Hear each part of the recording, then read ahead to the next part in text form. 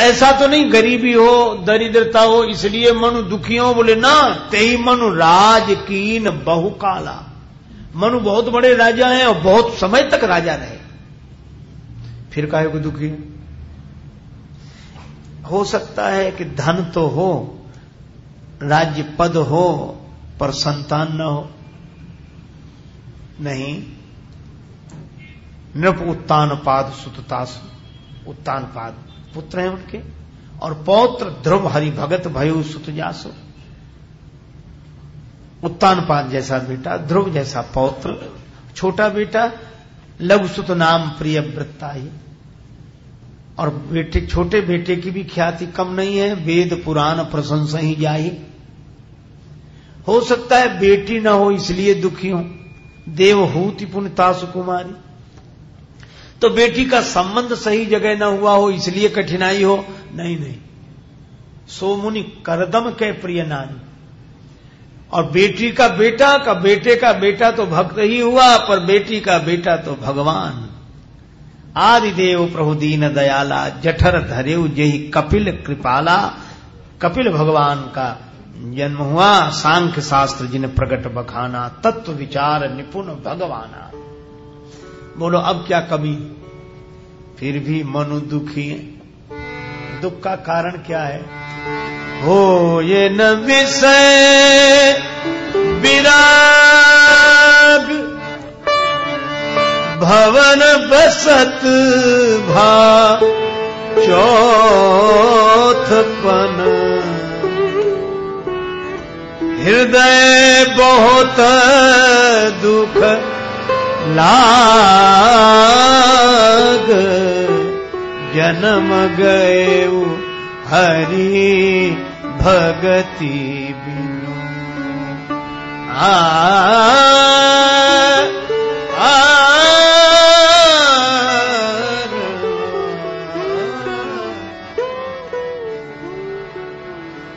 बीत गए दिन भजन बिना रे, बीत गए दिन भजन बिना रे, बीत गए।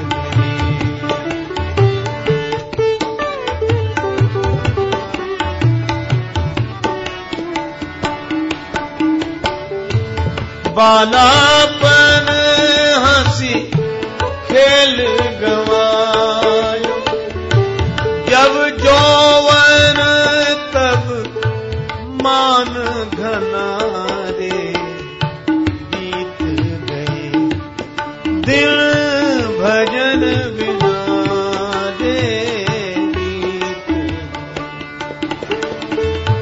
कौड़ी कौड़ी माया जोड़ी, अजहू न गई मन की तृष्णा रे, बीत गई। कहत कबीर सुनो भाई साधु, पार उतर गए संत जना रे, बीत गए। दुख यही है जन्म गयो हरि भगति बिनु। भगवान की भक्ति के बिना जन्म बीत गया, विषयों से वैराग्य नहीं होता। भगवान शंकराचार्य कहते हैं, बद्धो ही को यो विषयानुरागी। बद्ध कौन? जो विषयासक्त है। समस्या विषय की नहीं है, समस्या तो वासना की है।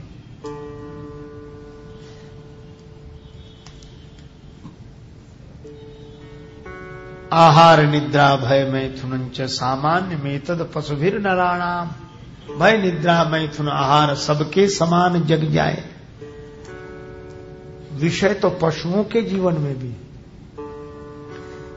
लेकिन पशुओं के जीवन में विषय तो है, पर उन विषयों की वासना नहीं। पर मनुष्य के साथ यही बात है कि यह विषय ने नहीं बांधा, विषय की वासना ने बांधा। बद्धोई को यो विषयानुरागी।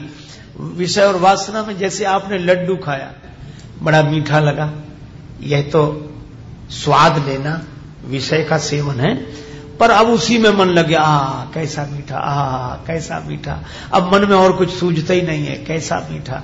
यह जो वासना है, यह विषयों से वैराग्य नहीं होने देती। हो ये न विषय विराग, और वासना मिटेगी ही उपासना से, वैराग्य नहीं हो रहा, क्या करें। जन्म गए हरि भगति बिन, भक्ति नहीं हो पा रहे। तब मनु ने एक काम किया, क्या महाराज, मनु सोचते हैं कि वैराग्य नहीं हो रहा है, वैराग्य मन की एक भाव दशा है, वैराग्य कोई क्रिया नहीं है। लेकिन एक काम करें, जो हम कर सकते हैं सो तो करें। एक सज्जन बोले हम भजन नहीं करते हैं। हमने कहा क्यों? बोले मन नहीं लगता। तो हमने कहा मन आपके हाथ में है। बोले हाथ में होता तो लग ही नहीं जाता। तो हमने कहा जो हाथ में नहीं उसे लगाने की कोशिश क्यों करते हो? अरे जो हाथ में उसको बिठाने की कोशिश करो। न लगे मन वो बाद की बात है, तन को तो बिठाओ, तन को सीधा करके बैठो, भजन में लगाओ, फिर मन की देखी जाएगी। तो मनु ने सोचा कि वैराग्य नहीं हो रहा है तो हम त्याग तो कर सकते हैं। त्याग क्रिया प्रधान है, किया जा सकता है। मन नहीं हो रहा था पर त्याग किया। बरवस राज सुतही नृपदीना, नारी समेत गवन बन कीना। अपने बेटे को जबरदस्ती राज्य दिया और शत्रुपा जी के संग भगवत भक्ति के लिए वन में प्रस्थान किया। कहां गए? तीर्थ बरने मीख, तीर्थ बरने मीख, विख्यात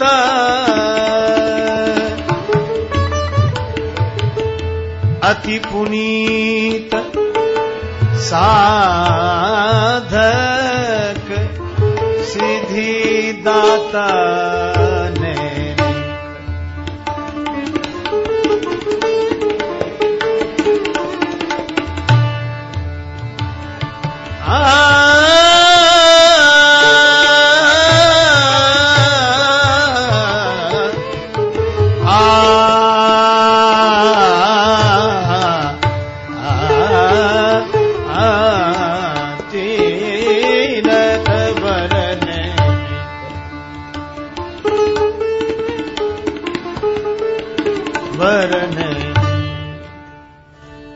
नैमिषारण्य, नैमिष अरण्य बड़ा श्रेष्ठ तीर्थ।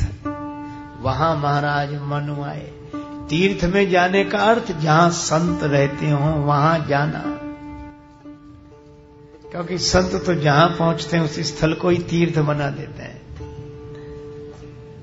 नैमिषारण्य गए। पता लगा कि महाराज मनु और माता शत्रुपा आए हैं, तो महात्मा लोग मिलने गए, अपने आश्रम में ले आए। महाराज मनु शत्रुपा ने महात्माओं को प्रणाम किया। संत का संग हुआ, और संत का संग होने से कृश शरीर मुनि पट परिधाना। अब मुनियों जैसे वस्त्र पहने। संत के संग का रंग लगा। अच्छा देखो, मन की आदत है, जिसे देखता है बस वैसे ही बनना चाहता है, जिसे। और इस मन को, मन माने रेडियो, और ये ऐसा रेडियो है कि जिस रेडियो स्टेशन के पास ले जाओ उसी का प्रोग्राम इसमें रिले होने लगता है।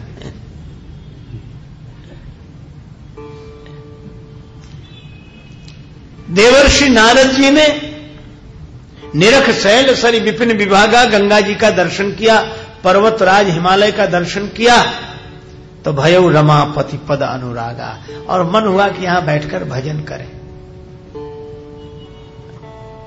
और उन्हीं नारद जी ने विश्वमोहिनी को देखा तो भजन करने का मन नहीं। जब तब कछु न हो यही काला, हे विधि मिलई कवन विधि वाला। इसमें कोई नारद जी को कम ज्यादा मत समझना।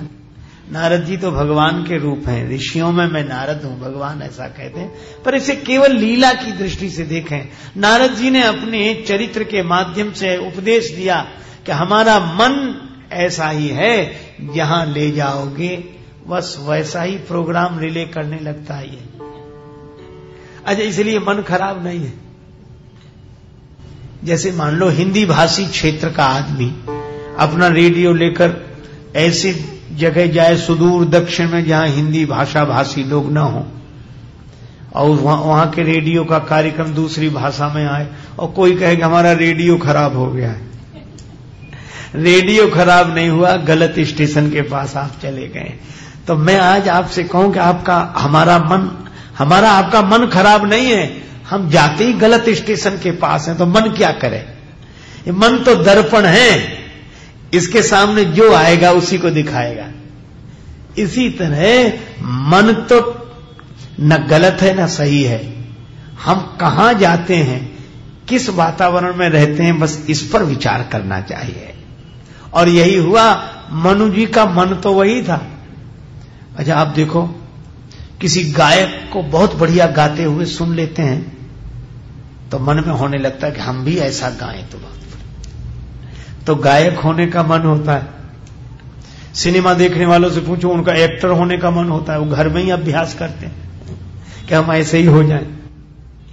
कविता सुनकर कवि होने का मन करता है।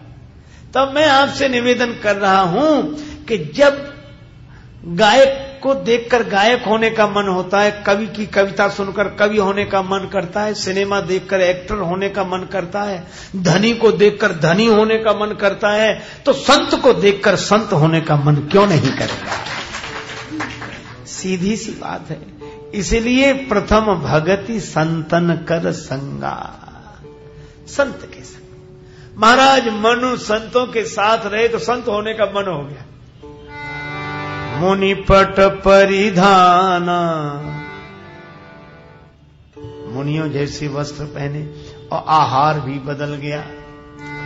करही आहार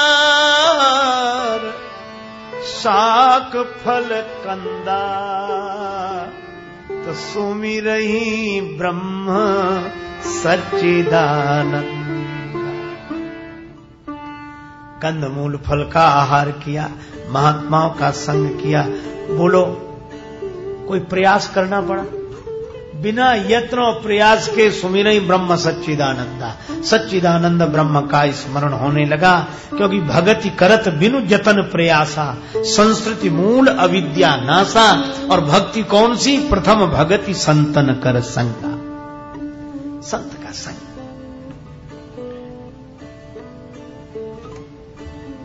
द्वादश अक्षर मंत्र पुनि जपहि सहित अनुराग। संत के पास गए तो मंत्र मिल गया, भगवान के स्मरण से मन भर गया, अनुराग हृदय में आ गया, अभिलाषा होने लगी भगवत दर्शन की। देखिए नयन परम प्रभु सोई। अच्छा, पहली भक्ति है संत का संग। मैंने पहले भी निवेदन किया है, फिर दोहरा रहा हूं। एक महात्मा हुए हमारे वृंदावन में बहुत पहले, संत श्री माधव दास जी। वे एक बार कुछ समय के लिए श्री जगन्नाथपुरी में रहे। माधव दास जी अपनी मस्ती के महात्मा, भगवान के भाव में रहने वाले, श्री कृष्ण भगवान को अपना सखा मानते थे, उसी भाव में रहते। भिक्षा के लिए जाते तो अपना सौभाग्य मानकर लोग कुछ न कुछ उनको भिक्षा में देते। पर एक मैया बड़ी विचित्र थी, उसके यहां माधव दास जी जाते तो भिक्षा तो कुछ नहीं देती, गालियां जरूर देती। अब माधव दास जी का भी ऐसा स्वभाव, उसके घर रोज जाते थे, रोज। किसी ने कहा कि बाबा वो तो कुछ नहीं देती, वहां काहे को जाते हो? बाबा बोले वो देती है जो कोई नहीं देता, इसलिए वहां तो जरूर जाएंगे, वह गाली देती है। ठीक है। वृद्धा माता खींची हुई रहती थी, उसके बेटे का विवाह हो गया था, पौत्र का जन्म नहीं हुआ था।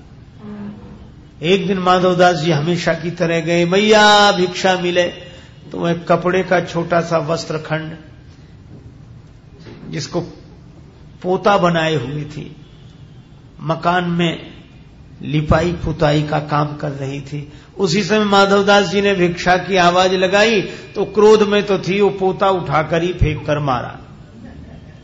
माधवदास जी की छाती में लगा।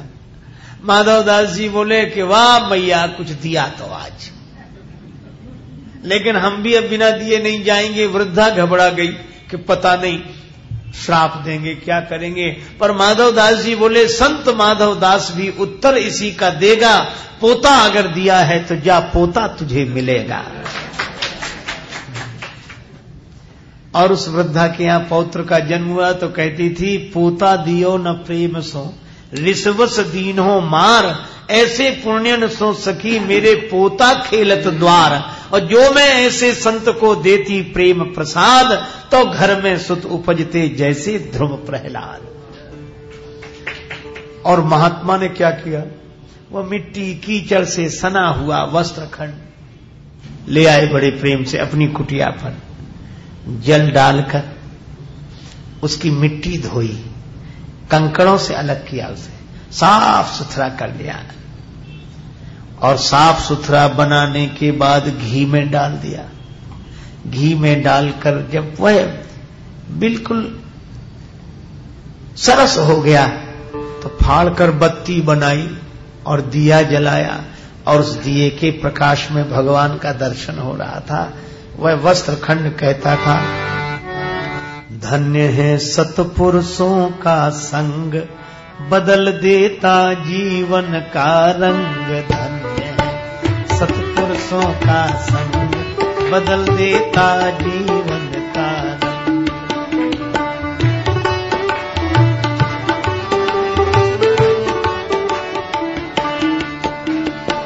पोता में रोता था पड़ा, जहां रक्त यरूपी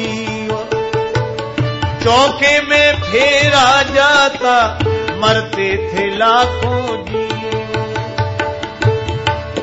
मरते थे लाखों जीव, आ गया था जीवन से तंग। धन्य है सतपुरुषों का संग, बदल देता जीवन का रंग। धन्य है सतपुरुषों का संग।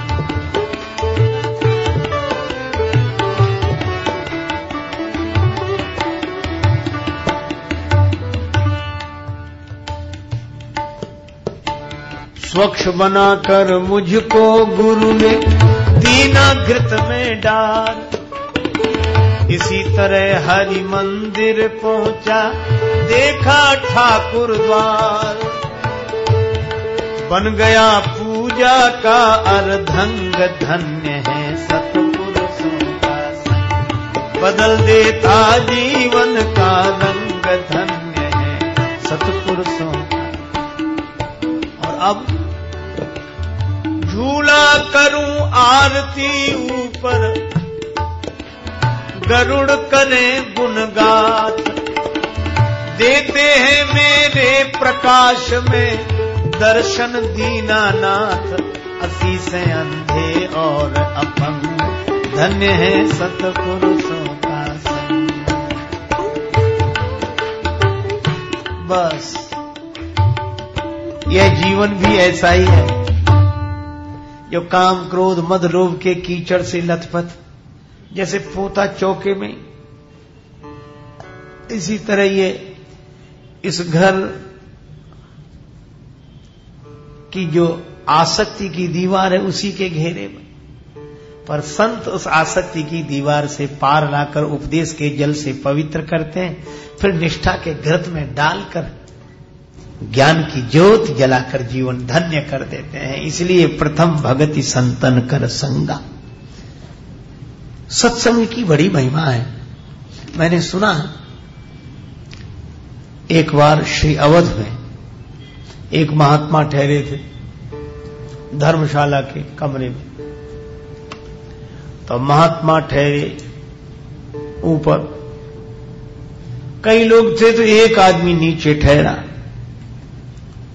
वह भी बड़ा संपन्न धनी आदमी था, पर उसको भगवान से कोई लेना देना नहीं था। धन मद मत्त परम बाचाला।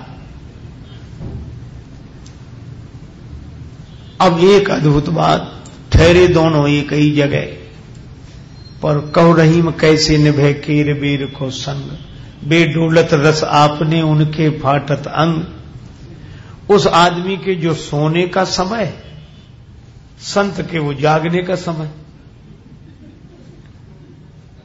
वो रात को जागे और सवेरे ही सो गए, 2-3 बजे सो गए, और महात्मा 3-4 बजे जग जाए। और महात्माओं का काम तो जगना और जगाना।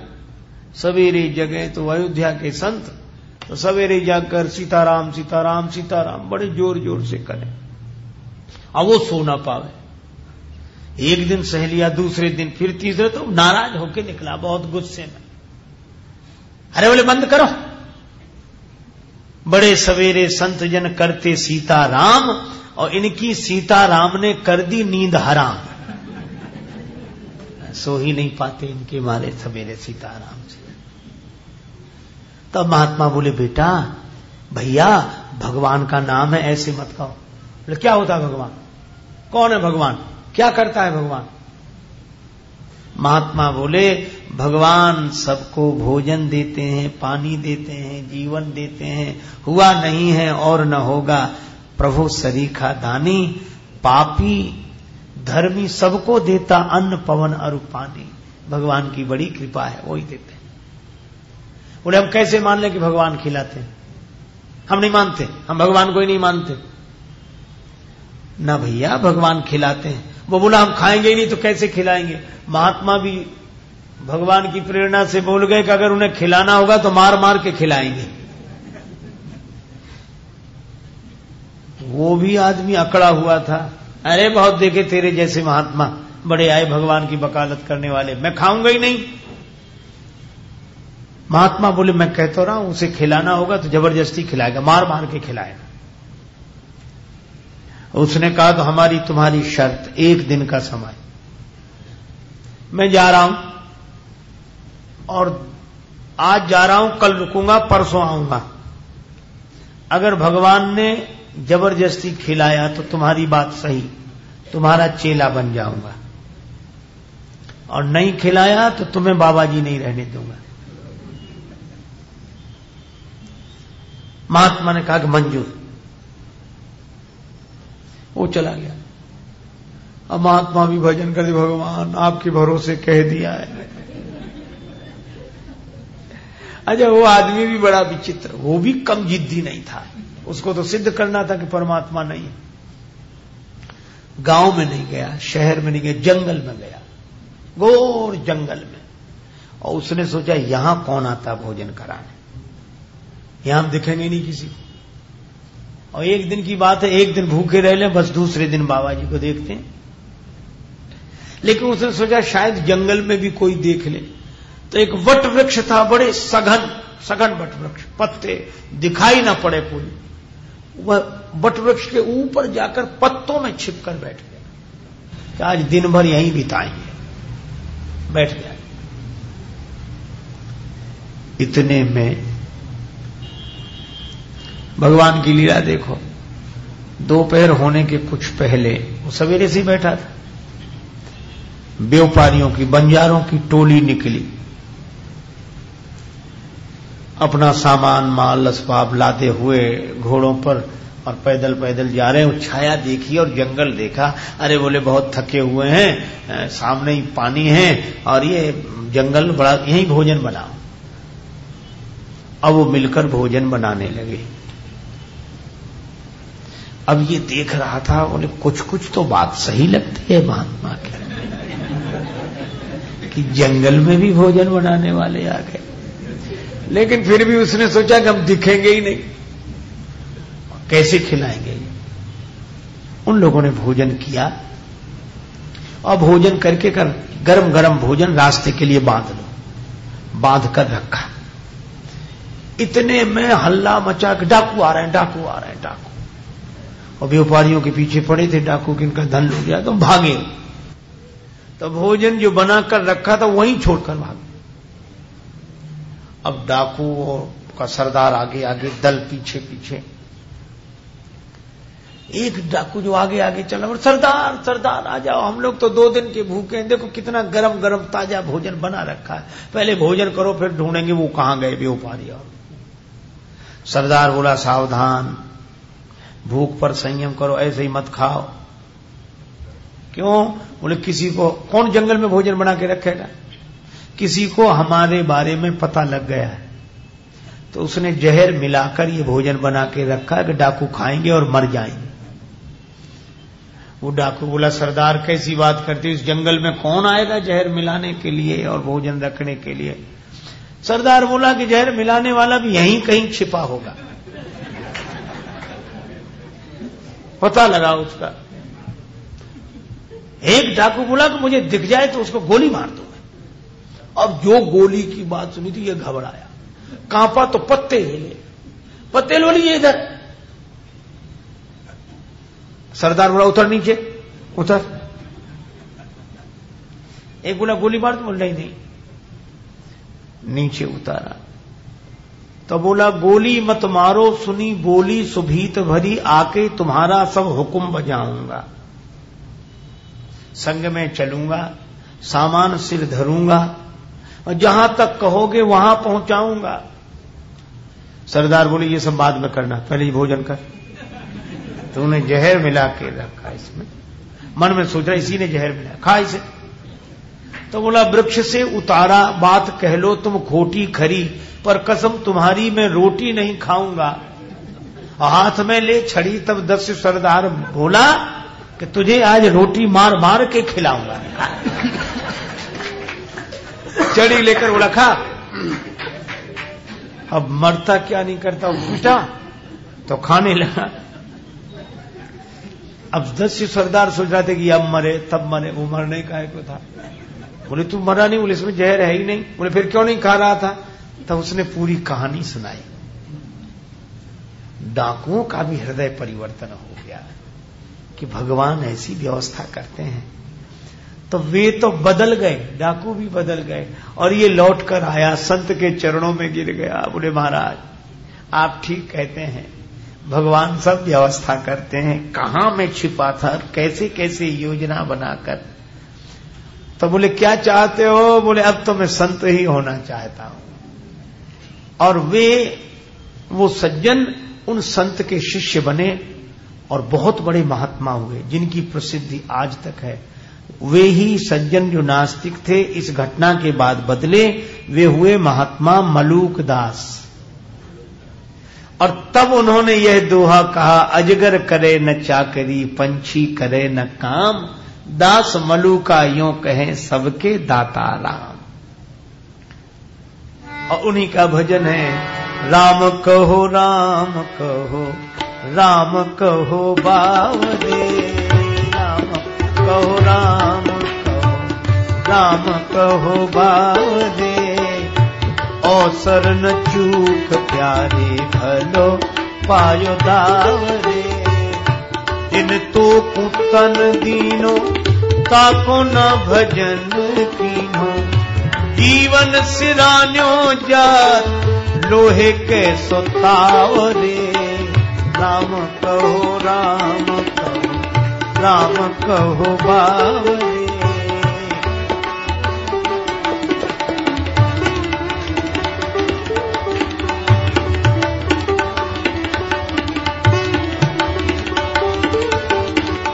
कहत मलूक दास छाण दे,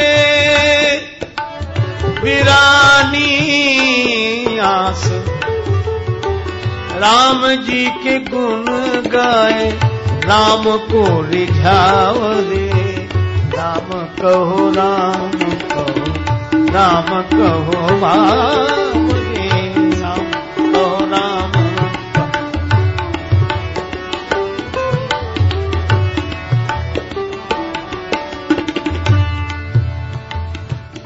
यह किसने बदल दिया जीवन?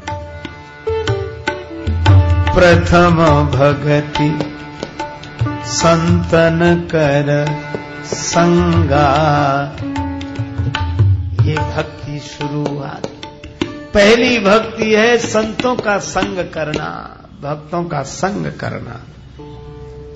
अब दूसरी भक्ति की बात करते हैं। दूसरी रति मम कथा प्रसंगा। कई लोग संतों के पास जाकर भी संसार की ही बात करते, पर कहा कि संतों के पास जाएं। एक सज्जन बोला हम तो साधुओं के संग में रहते हैं, लेकिन हमें तो कुछ अंतर नहीं पड़ा। तो हमने कहा ऐसे तो संतों को मच्छर भी बहुत लगते हैं। अब संत तो विरक्त हैं, पर मच्छर वहां भी रक्त ही चूसने आते हैं।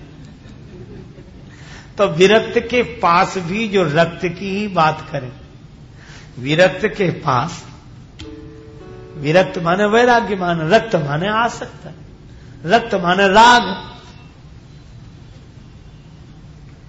तो वैराग्यवान के पास जाकर भी अगर कोई राग की ही बात करे तो वह मच्छर से ज्यादा नहीं है। संत के पास जाएं। अच्छा, भाग्य बदलने की बात भी बात की है। भाव बदलने के लिए जाना चाहिए, स्वभाव बदलने के लिए जाना चाहिए। अच्छा, संत कौन?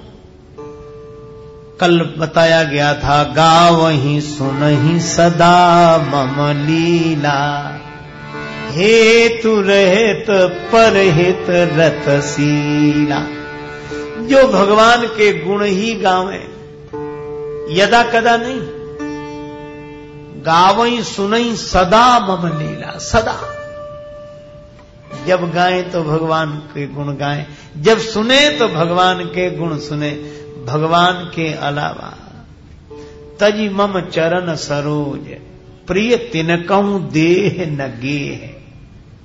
भगवान ने स्वयं संत लक्षण में बताया कि मेरे चरणों को छोड़कर जिन्हें न देह प्रिय है न गेह प्रिय है। देहाध्यास नहीं है, इसलिए अहमता नहीं है, और गेह का भाव मन में नहीं है, इसीलिए ममता नहीं है। न अहमता है और न ममता है, तो फिर क्या ममता मिट गई? देखो, फिर वही बात मैं आपसे कहूंगा। तुलसीदास जी कहते हैं कि तुलसी द्वय में एक ही खेल छाड़ छल खेल। दो में से एक खेल छल छोड़कर खेल लो। की करूं ममता राम सो, की ममता पर है। या तो ममता का त्याग कर दो, या भगवान से ममता कर लो। तो जो ममता का त्याग करे वो ज्ञानी। रस रस सूख सरित सर पानी, ममता त्याग करहीं जीव ज्ञानी। और भक्त कौन? भक्त वह जननी जनक बंधु सुत दारा, तनु धन भवन सुहृद परिवारा। सबके ममता ताग बटोरी, मम पद मनहि बांध पर डोरी। तुलसी ममता राम सो समता सब संसार।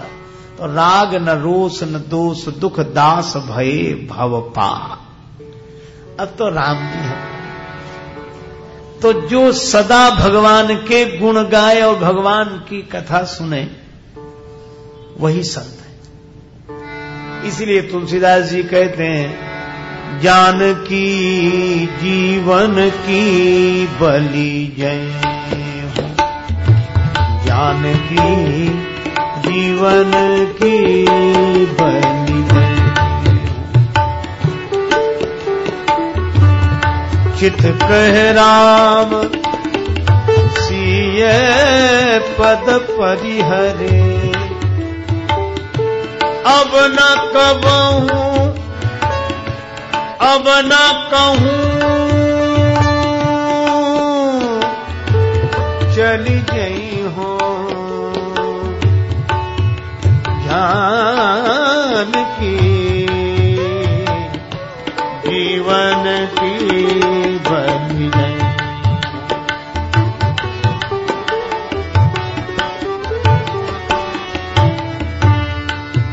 श्रवणन और कथा नहीं सुनी हो, रसना और न गई हो,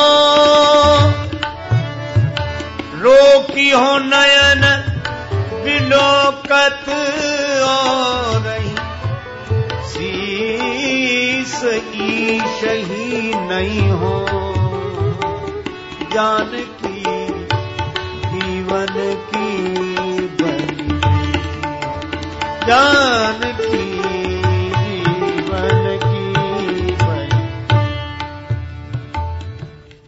गावई सुनई सदा मम लीला, ऐसे संतों के पास रहकर दूसरी भक्ति भगवान की कथा में प्रीति होना।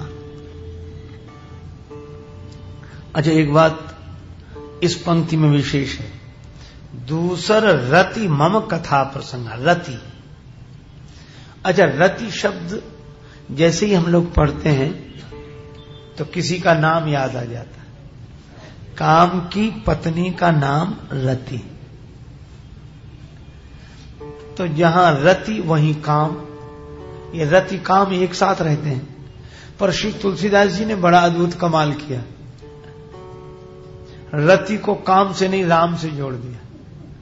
तभी तो श्री भरत जी से कहलाते हैं, अर्थ न धर्म न काम रुचि, गति न चहो निर्वाण, जन्म जन्म रति राम पद, यह वरदान न आन।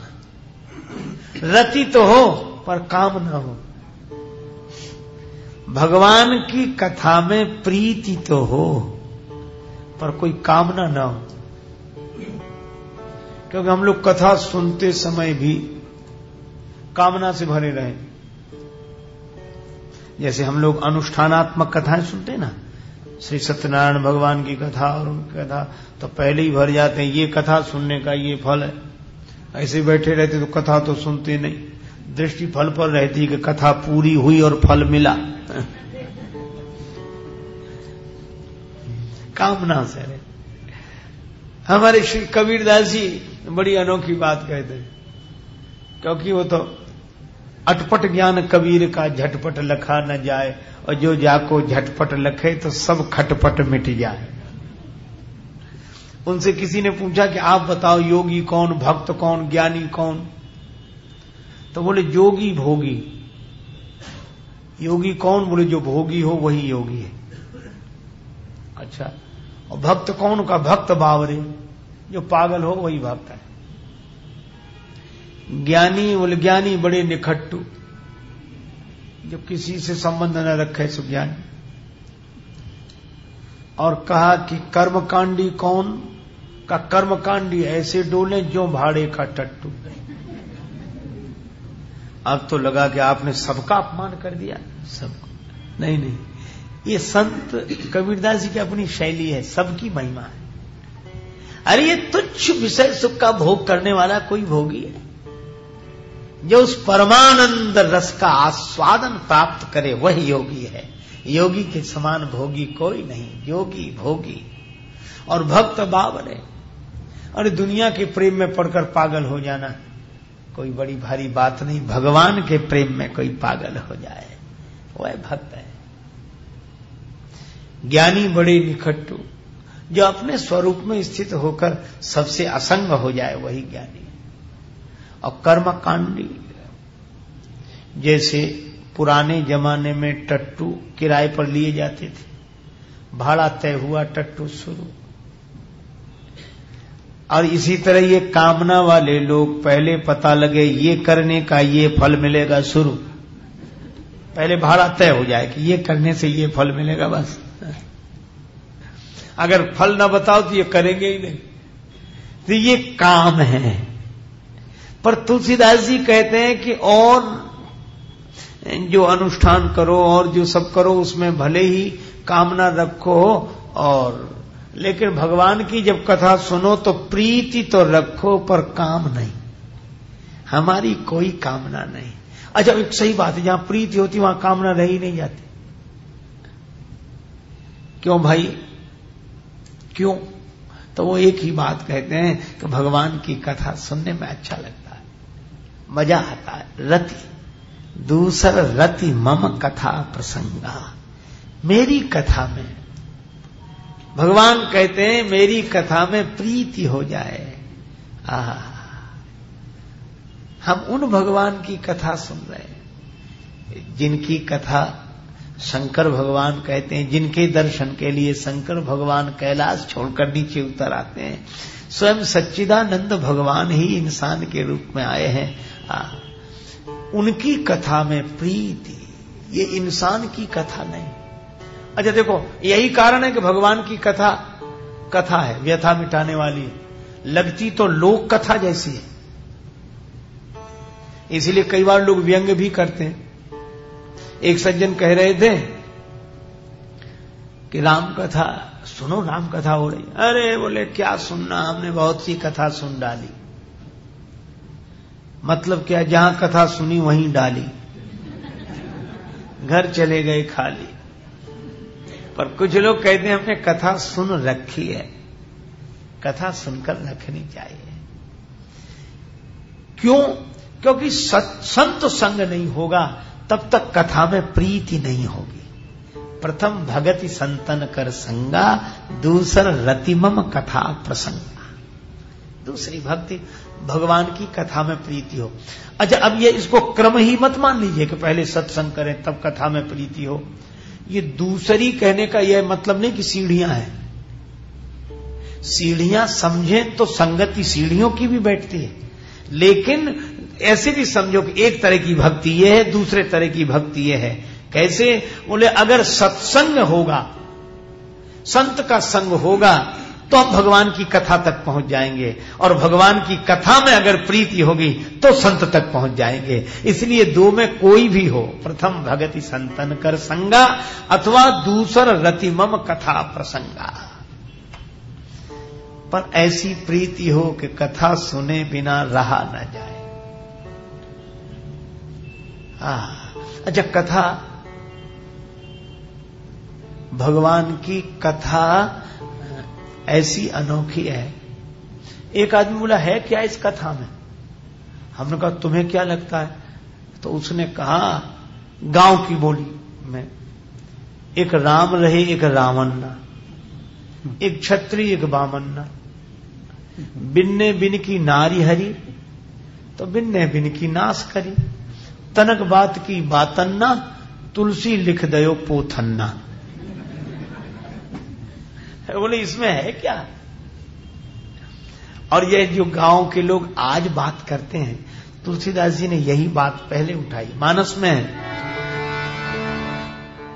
याज्ञवल्क्य जी से भरद्वाज जी ने कहा, एक राम अवधेश कुमारा, तिनकर चरित विदित संसार, नारी विरह दुख लहेउ अपारा, भयउ रोष रन रावण मारा, भयउ रोष रन रावण मारा, भयउ रोष रन रावण।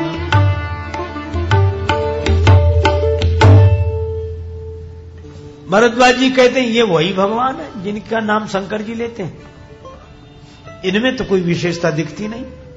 ये राजा दशरथ के बेटे, और दो ही बातें दिखी इनके, उसमें मुख्य क्या? बोले राग और रोष। श्री सीता जी के विरह में इतने रोए तो राग की सूचना मिली, और रोष आया तो सीता जी का हरण करने वाले रावण को मार डाला। इस कथा में विशेषता ही क्या है? याज्ञवल्क्य बोले मुस्काई, तुम ही विदित रघुपति प्रभुताई। तुम जानते हो पर कीने प्रश्न मनहु अति मूढ़ा। देखो भगवान की कथा। एक सज्जन एक बार मुझसे कहने लगे, श्री कृष्ण को आप भगवान मानते हैं? हमने कहा मानने का क्या सवाल है, वो भगवान। माना तो वहां जाता जहां न हो। कृष्णस्तु भगवान स्वयं सच्चिदानंद रूपाय विश्वोत्पत्त्यादि हेतवे तापत्रय विनाशाय श्री कृष्णाय वयम नुमा। विश्वोत्पत्त्यादि हेतु हैं वे, विश्व की उत्पत्ति पालन प्रलय में हेतु हैं। तापत्रय विनाशाय है, अरे बोले आपको भगवान लगते, हमें तो ये अच्छे आदमी भी नहीं लगते। हमें कहा क्यों नहीं लगते?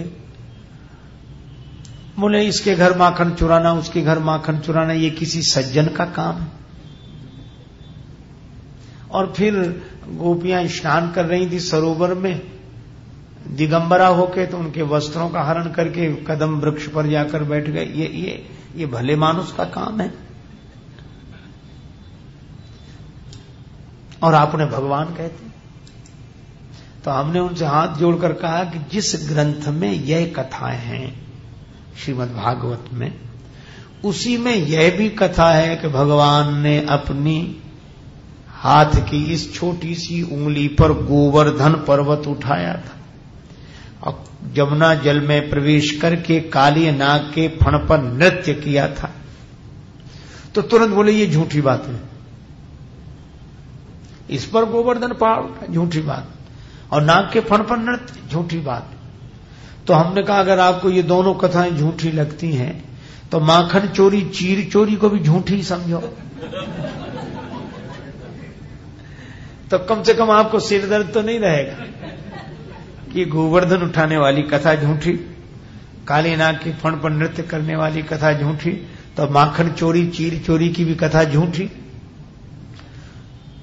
तो विचित्र आदमी है, वो कहते नहीं ये सही है, ये माखन चोरी सही है, चीर चोरी सही है, और ग्रंथ एक ही है, लेखक एक है, पर वो सही नहीं। अब ऐसे को समझाने का क्या उपाय?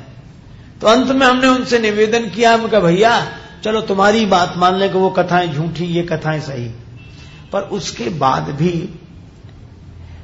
इस कथा को लिखा भगवान के अवतार वेद व्यास जी ने। कथा कही अमलात्मा परमहंस श्री सुखदेव जी महाराज ने और सुनी महाराज परीक्षित ने। क्यों? ये इंसान की तरह दिखते हुए भी भगवान की कथा है।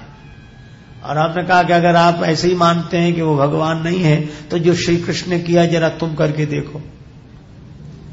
किसी मिठाई वाले की दुकान से 4 लड्डू ही लेकर भागना, महिलाएं स्नान कर रही हो कपड़ा लेकर भागना। तो हमने कहा उनकी तो बनी थी भागवत, तुमसे तो कहा जाएगा कि भाग मत।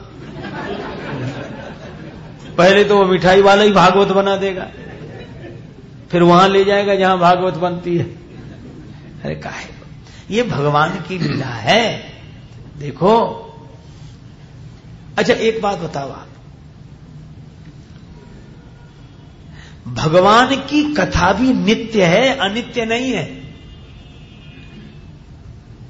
अच्छा कौन ऐसा है जो राम जी की पूरी कथा से परिचित न हो, भगवान श्री कृष्ण की पूरी कथा से परिचित? सब जानते हैं, लेकिन इतना सब जानने के बाद भी सुनने का मन बना रहता है। आदमी को एक अखबार सवेरे सवेरे मांगते ना लोग, अखबार आया कि नहीं, और गलती से एक दिन पुराना अखबार मिल जाए, इतनी बुरी तरह फेंक दे, ये तो पढ़ लिया आज का, बताओ। एक दिन पुराना अखबार दूसरे दिन पढ़ने का मन नहीं होता, और युगों पुरानी कथा सुनने का आज भी मन होता है। यही भगवत कथा की विशेषता है। युग बीत गए पर आज भी आरती श्री रामायण जी की, किसी अखबार की आरती उतरी है?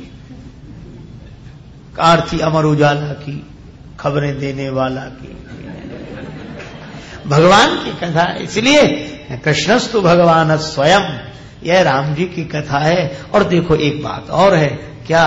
कागभुसुंडी कौए के रूप में दिखाई देते हैं, पर वे कौआ नहीं है। गंगा जी नदी के रूप में दिखाई देती हैं, पर वे नदी ही नहीं है। हनुमान जी बंदर के रूप में दिखाई देते हैं, पर हनुमान जी बंदर ही नहीं है। इसीलिए हमारे श्री राम श्री कृष्ण मनुष्य के रूप में दिखाई देते हैं, पर ये मनुष्य नहीं है।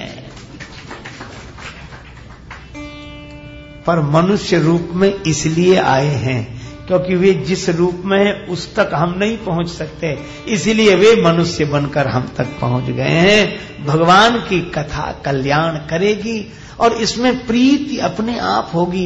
एक बार कोई सुनकर देख ले हृदय से। एक आदमी बोला हमें अच्छी नहीं लगती कथा। एक सज्जन कह रहे थे कि कथा शुरू होती है हमारा दिमाग खराब होता है, हम सोचते हैं कब बंद हो। अच्छा एक बात मैं आपसे कहूं, ये रति कब होगी? जैसे किसी को बुखार आ जाए और बुखार के कारण बुखार तो चला गया पर मुंह का स्वाद बिगड़ गया, तो जब तक वो पित्त के कारण आई हुई गर्मी शांत नहीं होगी तब तक मिश्री मीठी होते हुए भी मीठी लगती नहीं है। इसका यह अर्थ नहीं कि मिश्री मीठी नहीं है, मिश्री तो मीठी है पर मुंह का स्वाद बिगड़ा हुआ है। इसी तरह भगवान की कथा तो मीठी है पर मन का स्वाद बिगड़ा हुआ है। क्यों? पाप का बुखार अभी अभी उतरा है पर उसका संस्कार रह गया है। तुलसी पूर्व पाप ते हरि चर्चा न सुहाए, जैसे ज्वर के जोर से भोजन की रुचि जाए। तब करे क्या? एक वैद्य के पास गए कि हमारा मुंह का स्वाद नहीं ठीक हो रहा है। बोले गर्मी बहुत है, बोले इसीलिए तो मिश्री मीठी नहीं लग रही है, तो करें क्या? वैद्य बोला यही दवा है, खाते रहो, मिश्री खाते रहो। और ये मिश्री इतनी शीतल है कि जब ये पित्त की गर्मी शांत कर देगी तो यही मीठी लगने लगेगी। इसीलिए तुलसीदास जी यह कहना चाहते हैं कि अगर कथा अच्छी ना भी लगे तो भी दूसरा रतिमम कथा प्रसंगा, सुनते रहो सुनते रहो। और इस कथा की मिश्री के द्वारा जब हमारे पित्त रूपी पाप की गर्मी शांत हो जाएगी और मन का स्वाद ठीक हो जाएगा तो यह कथा मीठी लगने लगेगी। इसीलिए प्रथम भगति संत कर संगा, प्रथम भगति संत दूसर रति मम कथा प्रसंगा, दूसर रति मम कथा।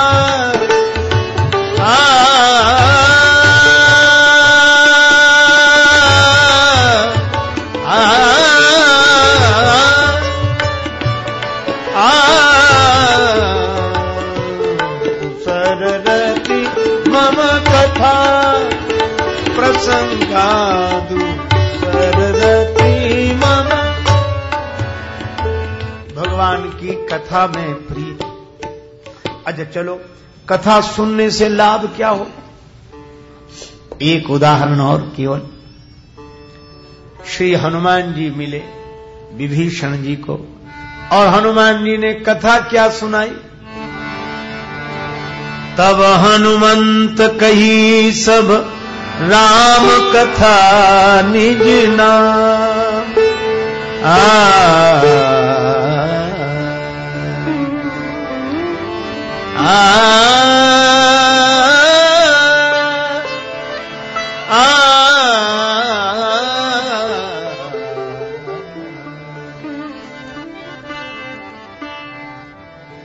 राम कथा सुनाई और विभीषण जी ने सुन ली। और एक दिन जीवन में व्यथा आ गई, रावण ने लात मार कर निकाल दिया। तात लात रावण मोहि मारा, तो जो कथा सुनी थी सो याद आ गई। देखियो जाई चरण जल जाता, अरुण मृदुल सेवक सुखदा। मैं भगवान के चरणों का दर्शन करने जा रहा हूं, तो क्या मुझे अपना लेंगे? तब कथा याद आई। ये पद परसी तरी ऋषि नारी, जिन चरणों ने अहिल्या का उद्धार कर दिया, शिला का उद्धार कर दिया, तब मेरा भी उद्धार हो जाएगा। यह भगवान की कथा सुनने से ही मन में भरोसा आता है। ये पद परस तरी ऋषि नारी, लेकिन मेरा मन तो बड़ा अपवित्र है, बुद्धि जड़ है। अरे बुद्धि जड़ है तो शिला की तरह होगी, तो जब अहिल्या का उद्धार हो गया तो इस जड़ता से भरी बुद्धि का उद्धार क्यों नहीं होगा? पर मेरा मन तो बड़ा अपवित्र है, तो मन को कथा सुनाओ। दंडक वन, दंडक कानन पावनकारी, जिन्होंने दंडक वन को पवित्र कर दिया, जिन चरणों ने, वे मेरे मन को भी पवित्र कर देंगे। लेकिन एक बात है, क्या मैं तो रावण के राज्य में मजबूर था तो भगवान का भक्त, लेकिन मजबूर था, क्या मुझे अपनाएंगे? अरे ये कोई बात हुई? श्री जानकी जी भी मजबूरी में अशोक वाटिका में बैठी हैं, पर सहारा तो उन्हीं चरणों का है। जे पद जनक सुता उर लाए। पर एक बात है, मैं तो कपटी हूं, तो भगवान तो मारीच के पीछे गए, कपट कुरंग संग धर धाय। लेकिन मैं रावण का भाई हूं, क्या अपना लेंगे? मैं तो रावण का भाई हूं, शंकर जी तो गुरु हैं। पर हर उर सर सरोज पद जेई, अहो भाग्य में दिखी हूं तेई। जब भरत जी पादुका लेकर अयोध्या में रहकर आनंद कर रहे हैं, तो मैं तो उन चरणों का ही दर्शन करूंगा। जिन पायन के पादुकन भरत रहे मन लाए, तेई पद आज बिलो की हूं इन नैनन अब जाए। अच्छा बोलो, अगर ये कथा न सुनी होती तो विभीषण जी को भगवान की शरण में जाने का साहस होता। इसीलिए कथा सुननी चाहिए कि जब अनेकों की बन गई तो हमारी भी बनेगी, यह विश्वास होता। दूसर रति मम कथा प्रसंगा। एक महात्मा कहते थे, तेरी बन जाएगी राम गुण गाय से, तेरी बन जाएगी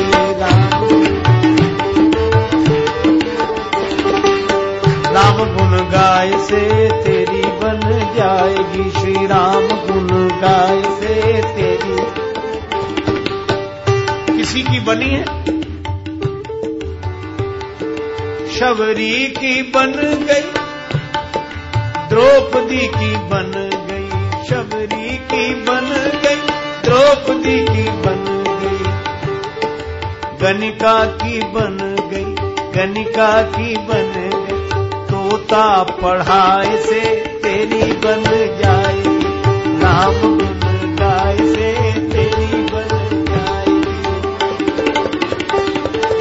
सूर की बन गई, कबीर जी की बन गई, सूर की बन गई, कबीर जी की बन, तुलसी की बन गई, चंदन चढ़ाए से तेरी बन जाएगी, श्री राम गुण गाय से तेरी बन जाएगी, श्री राम गुण। भगवान की कथा सुनकर यह भरोसा होता है, इतनों की बनी है तो हमारी भी बनेगी। इसलिए दूसर रति मम कथा प्रसंगा। ये भगवान की दूसरे तरह की भक्ति है। तो पहली भक्ति, दूसरी भक्ति, अब इसकी और चर्चा आगे क्रम से चलेगी।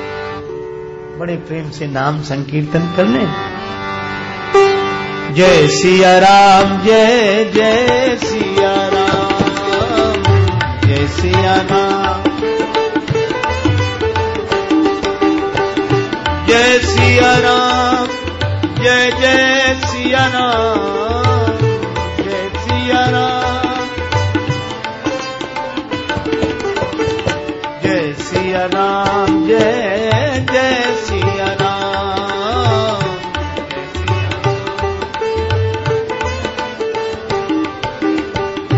जय सिया राम, जय जय सिया राम, जय सिया राम, जय सिया राम, जय जय सिया राम, जय सिया राम, जय सिया राम, जय जय सिया राम, जय जय सिया राम, सिया राम। सिय सिय सुमिरत राम जू, सिय सुमिरत श्री राम, जुगल नाम राजेश जपि भगत लहे विश्राम। श्री सीताराम जी महाराज की, श्री हनुमान जी महाराज की, श्री तुलसीदास जी महाराज की, गुरुदेव भगवान की, सब संतन की जय, सब भक्तन की जय। जय जय श्री सीताराम, जय जय श्री राधे श्याम, नमः पार्वती पतये, हर हर महा।